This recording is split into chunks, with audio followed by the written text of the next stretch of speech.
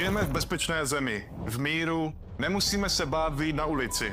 Otázkou ovšem zůstává, kolik z nás si ještě uvědomuje, že to není samozřejmost. Ne vždy tomu tak totiž bylo. Náš národ pamatuje opravdu temné časy. Několikrát jsme přišli o území i o svobodu. Ovšem o jednu věc jsme nepřišli nikdy. O naději.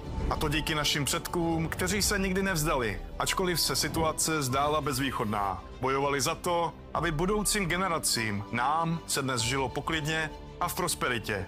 Jejich přesvědčení bylo tak silné, že řada z nich byla ochotná zaplatit i svým životem. Naši vojáci nikdy nezapomněli na obětavost našich předků. Jako odkaz jejich hrdinství pokračují v jejich cestě. Ať už doma nebo dlouhé měsíce daleko od rodiny v zahraničí se starají o to, aby Česká republika a její občané zůstali v bezpečí. A opravdu to nejsou prázdná slova. Někteří naši kolegové zaplatili svým zdravím a některým jsme už osobně do očí nemohli nikdy poděkovat. Upřímně si vážím všech našich veteránů, kteří upřednostnili vyšší zájmy před zájmy osobními. Proto hrdě nosím vlčí mák.